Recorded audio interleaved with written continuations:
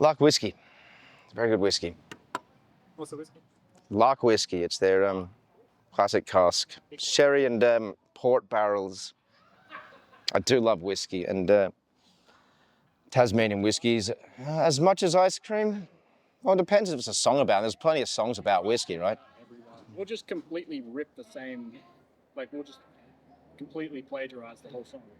Everyone wants a whiskey. I mean, that song basically writes itself, doesn't it? It's like, It's got caramel and alcohol. this one's definitely got some caramel in there, some toffee, some spice. That doesn't have much melody to it. This one's definitely got some caramel. Well, not when you sing it like that, no. Be more of a musical. Breaking the song. It's like Whiskey, the musical. You don't know when it's that'll sell. I mean, you laugh about it, but yeah, that would sell. Sometimes about 40 minutes in, it's just all the performers are too drunk to continue, and you got to close call. Yeah. And that's the end. It's Act 2. 2 hours. We have completed whiskey. Oh, Tasmanian whiskey. They warm you up on a cold night. It's beautiful. Bill Lark makes some really good whiskeys. It's a really interesting story about it was like 92 or 90, sometime in the early 90s, when Bill Lark, who started Lark Whisky, ran into some laws. I don't know the full story, but I remember reading about it a long time ago about the laws in Tasmania. Some governor, well back in the 19th century, just put a law on anyone, prohibiting anyone in Tasmania producing whiskey, producing alcohol, grain alcohol.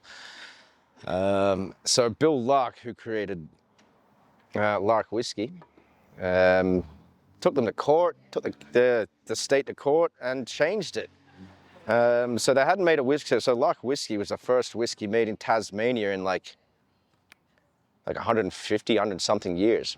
So just a little anecdote for whiskey lovers out there. Isn't beer a grain alcohol too? Yeah, so it's overproof alcohol. Yeah. So there's plenty of I forget where, I think it's a Cascade that he gets the grain from, but the malt is from Tasmania.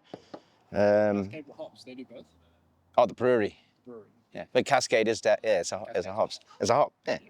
Cascade, Centennial, Chinook, all the C's.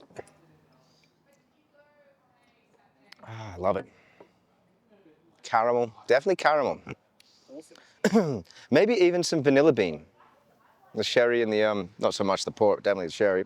Yeah, I get that with Starwood as well. Definitely the Starwoods, the darker ones. I definitely do. I'm meant to be doing an ad for the open mic, but I've just segued into drinking whiskey. Usually all my videos are about a beer, so it's good to do one on them. I could just jump in here. It's so delicious. There's a tiny bit of peat in it as well, like the Tasmanian peat they use. It's just a really good showcase of new age whiskies and how you can make them really stand out the terroir of where you make them from. The water that they have in Tasmania could arguably be called some of the best water in the world. And water makes up a lot of whiskey. Sorry? Why is that? I think it's just the,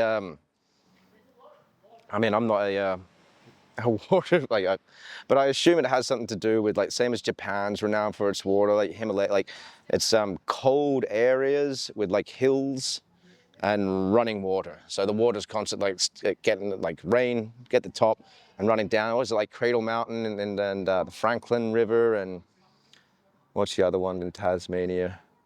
But yeah, they'll come off same as Scotland, right? The Highlands. So the water starts at the top and it has all this time to trickle down through over, dirt and moss and rocks, and picks up all that minerality that you kind of want.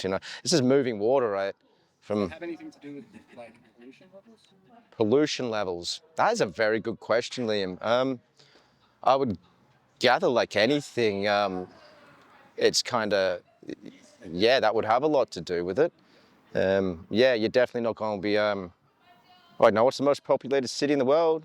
Like Rio de Janeiro, or anyone know what the most popular city in the world? I thought it was Shanghai. Like you definitely wouldn't be using like Shanghai water to make. I mean, people probably do. I know I've not tried one, but yeah, I think pollution would have a certain effect on it. Yeah, I haven't really thought about that. And I put 2 ice cubes in this as well. I do like a lot of people will tell me like don't put ice cubes into Lark, but I really like it. 2 ice cubes, sometimes even 3. Just starts that journey from like flavors that were there, and then they get taken over as the ice kind of melts, and it's nothing to do with temperature. Like I don't put my ice in it to do anything to the temperature. It's really just to pull out more flavors that weren't there before. And of course, every time I try a new whiskey, I'll try it without. But I have drank quite a lot of Lark whiskey, and this is the way that I like it. Well, what's the argument against putting it in? What is the argument against? I mean, if it's a single malt whiskey, I guess I can just go anecdotally about what my Scottish father would tell me. Some whiskies do need ice, and quite often Scotch whiskey does not. What about the temperature? So adding ice as opposed to adding just water. Well, I've talked to a lot of people and the distillers that would tell you that you'd have to put a lot of ice into, like, if you want to change the temperature to make it, and like making an overproof alcohol colder is not going to bring out any more flavor. In fact, I think science would argue that the colder something is, the less evaporation there is. The ethyls, the alcohols, basically. Like, yeah, at colder temperatures, you're not going to taste them, rather than a warmer temperature. So I don't put the ice in there for anything to temperature. It's just to the water alleviates some of the flavors that are locked in without. So as I said, I try every whiskey without ice, and then I will make my own judgment if it will taste better with or without. So without further ado, Lark Classic Cask. That was lovely. On to more important matters.